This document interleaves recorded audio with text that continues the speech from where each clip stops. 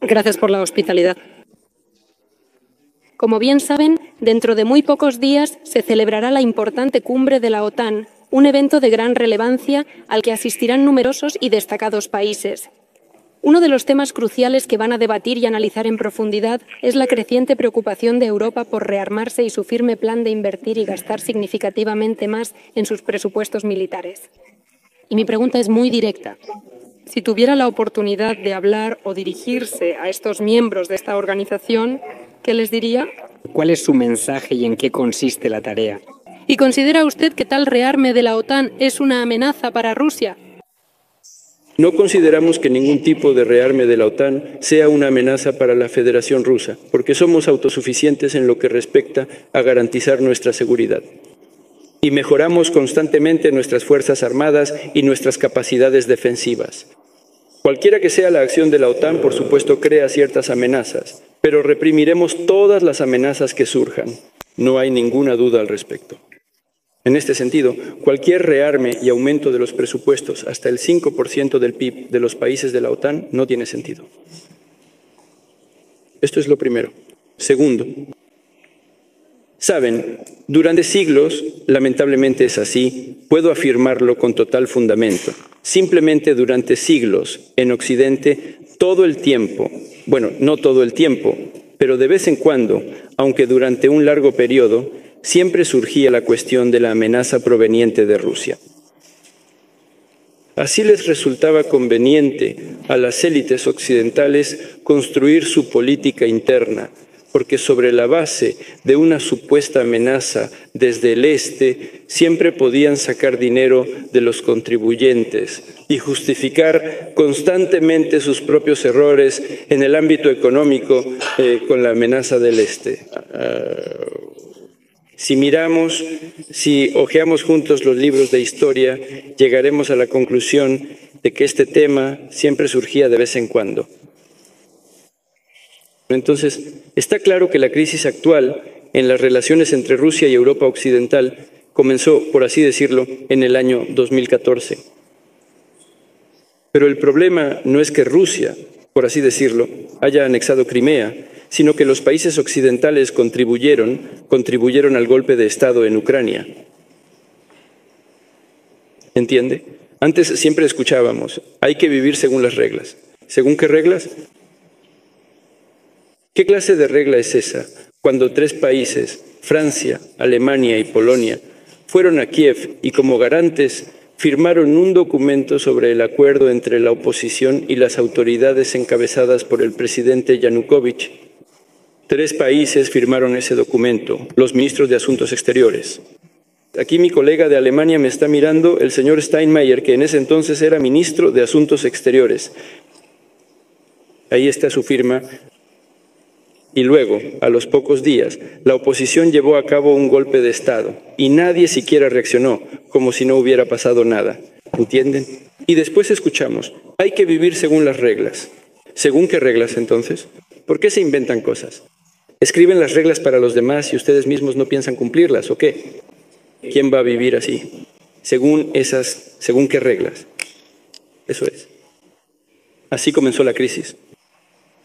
No porque Rusia actuara desde una posición de fuerza. No, quienes empezaron a actuar desde una posición de fuerza fueron aquellas personas a las que hasta hace poco llamábamos socios. Y la ex subsecretaria de Estado, la señora, creo que lo dijo directamente, gastamos, creo, 5.000 millones de dólares. Ahora no tenemos ninguna intención de irnos de allí. Gastaron 5.000 millones de dólares en el golpe de Estado. Vaya cosa. ¡Qué revelaciones! Bueno, esto sí que es el colmo. Nuestros socios occidentales siempre actuaron, al menos desde la disolución de la Unión Soviética, desde una posición de fuerza. Y es comprensible por qué. De eso mismo escribí. Porque, es decir, el orden mundial después de la Segunda Guerra Mundial se basaba en el equilibrio de fuerzas entre los vencedores. Y ahora, uno de los vencedores ya no existe. La Unión Soviética se desintegró. Y entonces los occidentales empezaron a reescribir todas esas reglas a su favor. ¿Qué reglas? Entonces, después de eso comenzaron los acontecimientos, después de Crimea comenzaron los acontecimientos en el sureste de Ucrania. ¿Y qué hicieron? En el sureste no reconocieron ese golpe de Estado las personas. En vez de negociar con ellos, empezaron a usar el ejército en su contra. Pero nosotros observamos esto, lo observamos, intentamos llegar a un acuerdo durante 8 años, ¿lo entienden? Pero no se trata de 5 días. Durante 8 años se intentó llegar a un acuerdo entre las autoridades de Kiev, cuyo origen del poder es el golpe de Estado, y el sureste, el entonces sureste de Ucrania, es decir, el Donbass. Pero al final, las autoridades actuales declararon: nada de los acuerdos de Minsk nos conviene. Es decir, no los vamos a cumplir. Bueno, aguantamos 8 años, ¿entiende? Bueno, es que da pena por la gente allí. Durante 8 años se burlaron de ellos. Al final, incluso siguen burlándose de la Iglesia Ortodoxa rusa. Allí se burlan de la población rusoparlante. Nadie hace nada, todos fingen que no se dan cuenta. Al final tomamos la decisión de ponerle fin de una vez por todas a este conflicto, sí, utilizando nuestras fuerzas armadas. ¿Qué significa esto? ¿Que vamos a atacar a Europa del Este o qué? En su momento, un conocido propagandista hitleriano decía: cuanto más increíble es la mentira, más rápido la gente la cree. Esta leyenda de que Rusia planea atacar a Europa, a los países de la OTAN, es precisamente esa mentira increíble en la que intentan hacer creer a la población de los países de Europa Occidental. Pero si nosotros mismos entendemos que eso es un disparate, ¿lo entienden? Quienes dicen eso, ni siquiera ellos mismos lo creen nunca. Y ustedes mismos, probablemente, ¿acaso alguno de ustedes cree que Rusia se está preparando para atacar a la OTAN? ¿Qué es eso?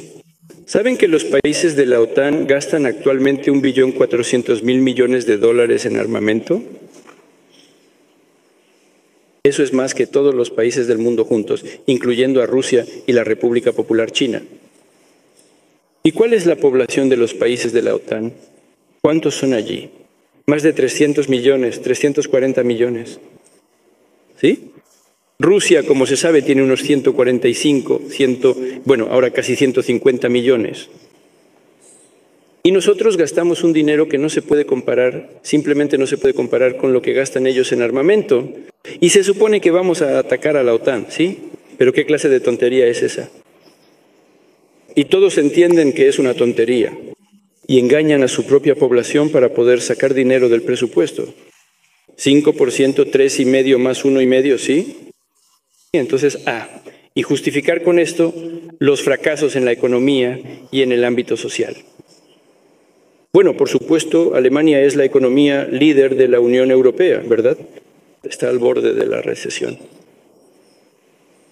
Por cierto, todavía no puedo entender por qué la República Federal renunció al uso de los recursos energéticos rusos. A través de Ucrania suministrábamos a otros países de Europa. Ucrania recibía de nosotros dinero por el tránsito, unos 400 millones al año. Y por alguna razón, Alemania se negó a recibir gas ruso. ¿Por qué? No, simplemente no existe una explicación racional. ¿Para qué? Bueno, Volkswagen está desapareciendo, Porsche está desapareciendo, la industria del vidrio está desapareciendo. Entonces, el sector de los fertilizantes está desapareciendo. ¿Pero para qué motivo? Como dicen, para fastidiar al revisor, compraré un billete y no viajaré. ¿Es así acaso? Es una tontería. Por eso, si los países de la OTAN quieren aumentar aún más su presupuesto, bueno, es asunto suyo. Pero eso no beneficiará a nadie. Por supuesto, crearán riesgos adicionales. Sí, los crearán. Pero esa no es nuestra decisión, es la decisión de los países de la OTAN. Creo que esto es absolutamente irracional y sin sentido. Y por supuesto, no hay ninguna amenaza proveniente de Rusia. Eso es simplemente una tontería. El doctor Goebbels decía una vez más: cuanto más increíble es la mentira, más rápido la creen. Y alguien probablemente en Europa cree en eso. Mejor deberían ocuparse de salvar su propia industria automotriz y de aumentar los salarios de sus trabajadores. Gracias, Vladimir Vladimirovich. Ahora me gustaría dirigirme a mi amigo de muchos años de Turquía, porque toda la atención está puesta en Turquía en este momento. En relación a Estambul, es una importante plataforma internacional, un lugar de negociaciones. Ha comenzado el verano y muchos rusos están viajando a Turquía, no solo rusos para vacacionar. Serdar Karagöz, él representa la agencia Anadolu, la principal agencia turca, y es el director general. Pero hay otro aspecto. Creo que él ha actuado de la manera más sabia entre nuestros colegas aquí presentes. Es el único que ha venido con su esposa a este encuentro. Por eso, digamos, aprobamos esta iniciativa de su parte. Esto es una invitación para que colegas en futuras reuniones vengan con sus esposas. Serdar, tu palabra. O vino con su esposa, o su esposa no lo dejó venir solo. No lo sabemos. La verdad, les diré, tuvimos una conversación. Lo más probable es que ella le dijo, sin mí no vas. Él mismo lo puede confirmar, así fue la conversación. Nos consolaremos pensando que su esposa quería visitar Rusia, San Petersburgo. Espero que le guste. Ella habla ruso. Maravilloso.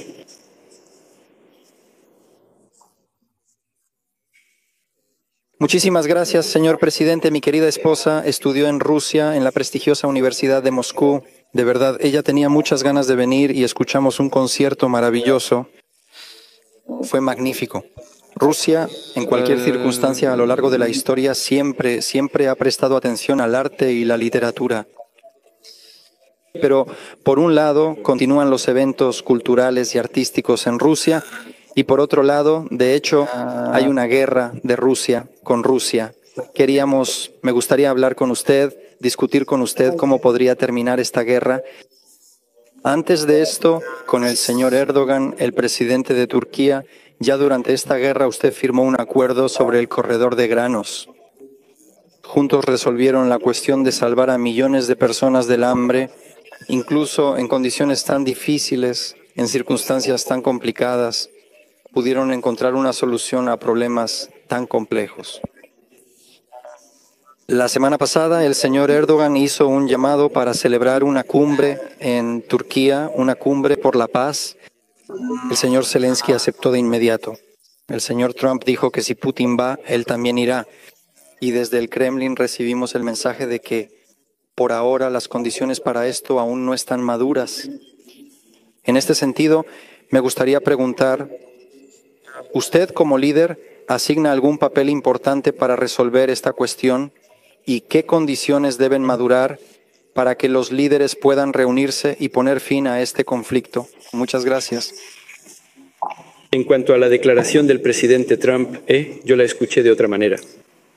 El señor Trump dijo que Putin no va porque yo no voy. ¿Y qué haría él allí si yo no estoy? Y tiene razón. En ese sentido tiene absolutamente razón. Primero, en segundo lugar, él también ha dicho en repetidas ocasiones que si yo fuera presidente, esta guerra no existiría. Creo que también tiene razón en esto, y ahora diré por qué. Porque en una de mis últimas conversaciones telefónicas con el señor Biden, le dije que, bueno, ahora no entraré en detalles, por supuesto tenemos grabaciones de esas conversaciones. Le dije que no era necesario llevar las cosas a conflictos calientes. Todo debe resolverse por medios pacíficos y es necesario obligar a la actual dirección de Ucrania a satisfacer las demandas de sus ciudadanos que viven en el sureste, a poner fin al genocidio de la población de habla rusa, a dejar de violar los derechos humanos allí. ¿Y de qué hablaba constantemente la anterior administración sobre los derechos humanos? Entonces, y por cierto, le dije en ese momento, ¿le parece que ahora todo esto se resolverá tan fácilmente? Pero puede pasar un tiempo y resultará que habría sido mejor no hacer lo que están impulsando en esta situación. Se lo dije a él, a Biden. Y de hecho, si tal vez Trump hubiera sido presidente, tal vez realmente este conflicto no habría ocurrido. Lo considero totalmente posible. Bien, ahora, en cuanto a las reuniones al más alto nivel, ¿sabe? Yo participé en las negociaciones en Minsk, cuando buscábamos principios para una solución pacífica. Y hablamos durante 17 horas seguidas, toda la noche. Sí, acordamos esos principios, pero la parte occidental no los cumplió. La ex canciller declaró que solo era necesario ganar tiempo para armar a Ucrania pero ella lo dijo públicamente. Nadie la obligó. Lo mismo confirmó el expresidente de Francia. Ellos mismos lo dijeron, ¿entiende? Es decir, resultó que nuestros llamados socios occidentales ni siquiera tenían la intención de cumplir nada. Y es absolutamente necesario encontrar una solución integral que no solo ponga un fin definitivo al conflicto actual, sino que también cree las condiciones adecuadas para que situaciones similares no se repitan en una perspectiva histórica a muy largo plazo, asegurando así una paz duradera y estable para el futuro. Cuando el conflicto apenas comenzaba, intentamos convencer a la parte ucraniana de que, bajo los conocidos acuerdos de Minsk, reunificaran esa parte de Ucrania que se estaba separando de ellos. Pero ellos rechazaron esto. Como resultado, comenzó un conflicto armado. ¿Qué fue lo que hicimos nosotros? ¿Entienden? Ya se lo he dicho tanto al secretario general Guterres como públicamente. Bueno, se puede discutir esto como se quiera, ¿entienden? Se puede condenar a Rusia de cualquier manera por haber iniciado la agresión. Pero escúchenme, no hace falta ser un gran, por así decirlo, especialista en derecho internacional público para entender la lógica de la que voy a hablar ahora. Una parte del territorio de un país tomó la decisión de separarse de la parte principal. Se trata del sureste de Ucrania, Donetsk y Lugansk. Ellos tomaron la decisión de separarse. ¿Tenían derecho a hacerlo o no? Estrictamente hablando, según el derecho internacional y la Carta de la ONU, tenían ese derecho. El artículo correspondiente habla del derecho de los pueblos a la autodeterminación. Creo que incluso es el primero. Pero entiendan, esto es el derecho de un pueblo a la autodeterminación. Primero. Segundo, durante este proceso, ¿estaba obligada esta parte del país a pedir permiso a las autoridades centrales, a Kiev, o no? No. Existe una decisión de la Corte Internacional de Justicia de la ONU, según la cual esto fue un precedente creado por Kosovo. La Corte Internacional de Justicia de la ONU lo dejó claro. Si alguna parte de un país decide separarse, no está obligada a consultar este asunto con las autoridades centrales. Eso es todo. Pues bien, Donbass se separó. Después teníamos derecho a reconocer su independencia. Durante 8 años no la reconocimos, ¿entiendes? Durante 8 años soportamos y tratamos de llegar a un acuerdo. Al final, ellos declararon su independencia. Teníamos derecho a reconocerlos. ¿Y por qué no? Los reconocimos. Pero al reconocerlos, firmamos con ellos un tratado de asistencia mutua. ¿Podíamos hacer esto? Por supuesto que podíamos. Lo hicimos. En el marco de este tratado, que fue ratificado por nuestro Parlamento, estábamos obligados a brindarles ayuda, incluida la militar. Ellos nos solicitaron oficialmente esa ayuda y nosotros se la estamos proporcionando. Dígame, ¿en qué me equivoqué? ¿En qué paso, en cuál de todos cometí un error? Simplemente no lo encontrará. No existe. Todo se deriva uno del otro. Y cuando hablo del precedente de Kosovo, recuerdo bien lo que sucedía entonces. En ese momento, tanto los países occidentales, los países de Europa Occidental como Estados Unidos, ejercieron una presión bastante fuerte sobre ese tribunal de la ONU. Y fue entonces cuando tomó esa decisión. Al separarse alguna parte, esa parte no está obligada a dirigirse al centro, a las autoridades centrales, para pedir permiso. Eso es todo. ¿Entienden? Ustedes mismos lo hicieron con sus propias manos. Y ellos dicen, ¿pero cómo es posible que ustedes hagan eso? Así es. ¿Se puede allá y aquí no se puede o qué? Así no será. Las reglas deben ser iguales para todos. Solo entonces serán estables. Y eso es una garantía de seguridad muy importante para todos los involucrados, no a costa de otros. Esa es la cuestión clave, el eslabón clave. Bueno, eso es todo. Entonces, ¿estamos listos para reunirnos? Por cierto, dije que estoy dispuesto a reunirme con todos, incluido Zelensky. Sí, pero esa no es la cuestión. Si el Estado ucraniano confía en alguien para llevar a cabo las negociaciones, por mí está bien que sea Zelensky. La cuestión no es esa. La cuestión es, ¿quién va a firmar el documento?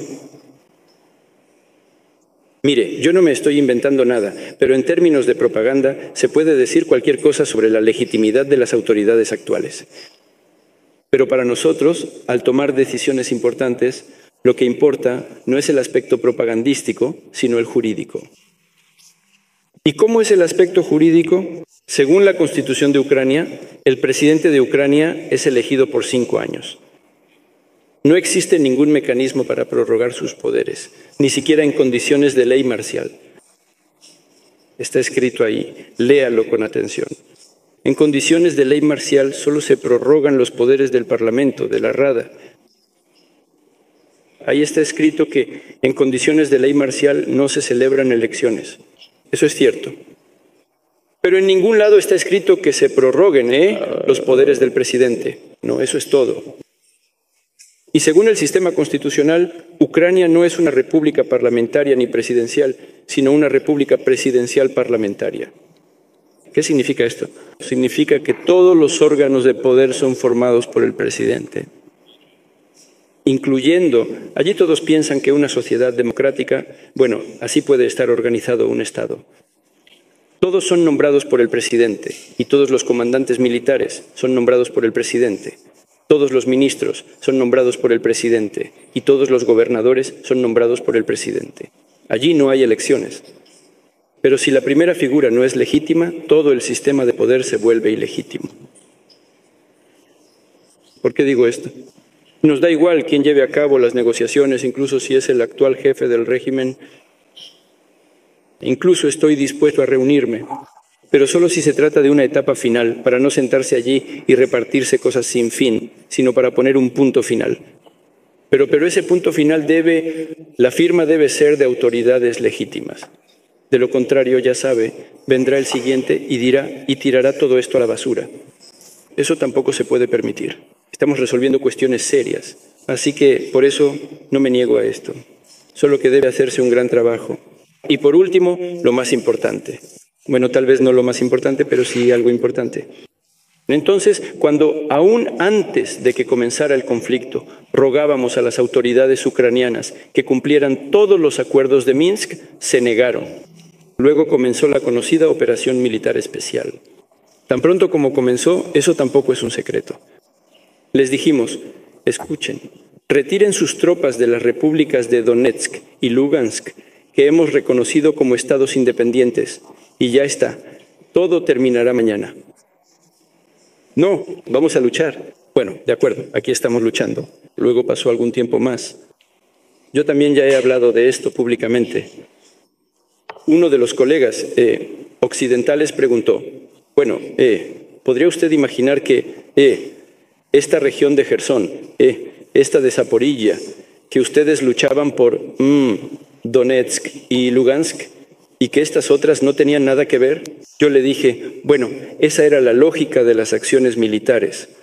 ¿Y usted podría imaginarse que se irían de allí? Yo le dije, bueno, podríamos pensar en algún tipo de soberanía para Ucrania, pero con un servidumbre obligatoria, es decir, el derecho de paso, de tránsito por tierra hacia Crimea. ¿Por qué? Porque ellos siempre están amenazando con destruir el puente de Crimea. Bueno, es algo sencillo. Él me pregunta, ¿puedo hablar de esto en Kiev? Sí, puedes. Fue y lo dijo. Allí le dijeron que era un agente del Kremlin. Bueno, es uno de los altos cargos de un Estado conocido. Bueno, eso es una tontería. Simplemente se negaron. Bueno, está bien, de acuerdo. Nosotros, respondiendo a las peticiones de los ciudadanos que viven en ese territorio, realizamos un referéndum. Y ahora todo eso es una parte inseparable de la Federación Rusa. Y como ya dije, la situación va a empeorar. Y así para ellos la situación ha empeorado. Ahora no se trata solo de Donetsk y Lugansk, sino también de otros dos sujetos, ahora de la Federación Rusa. Y por supuesto, Crimea. Sí, por cierto, vamos a discutir esto. Por cierto, cuando estábamos negociando en Estambul, muchas gracias al presidente Erdogan en el año 2022, bueno, puede parecer extraño, pero llegamos a un acuerdo con ellos sobre todo, ¿entienden? Aquí está el borrador del acuerdo que se preparó. En él se abordaron tanto las cuestiones de desnazificación como las cuestiones territoriales. Encontramos formulaciones que, en general, satisfacían tanto a nosotros como a Ucrania. No, después vinieron aquellos que ahora quieren aumentar el gasto en defensa en Europa y al otro lado del océano. Dijeron, no hace falta, hay que derrotar a Rusia en el campo de batalla. Todo lo que habíamos acordado fue tirado a la basura y ya está. Y empezaron a perseguir ese maravilloso objetivo. Y ahora la situación ha cambiado. No, vamos a negociar. Vamos. Bueno, vamos, abramos esos mismos paquetes y empecemos a negociar. No vamos a estar ahí sentados día y noche durante todo un año. Por eso estamos dispuestos a continuar estas negociaciones. Ahora, en la vía humanitaria, en general la situación es tal que estas negociaciones tienen sentido. Ya hemos acordado intercambiar 1.200 prisioneros, estamos devolviendo a la gente, eso está bien. Ya entregamos a 500 personas, recibimos de vuelta a 400. Bueno, creo que aquí todo será justo. Recibiremos a absolutamente todos aquellos a quienes debemos recibir. Lamentablemente, es triste, doloroso y difícil hablar de esto. Hemos entregado 6.000 cuerpos, más de 6.000. A cambio recibimos, creo, 57. Ya hemos entregado 6.000 cuerpos de militares ucranianos fallecidos. 66, creo. Estamos listos para entregar unos 3.000 más ahora. Eso es. Pero repito, son cifras tristes y trágicas. Pero sin embargo, esto es algo de carácter humanitario, es decir, sigue siendo un resultado positivo de las negociaciones en Estambul. Muchas gracias por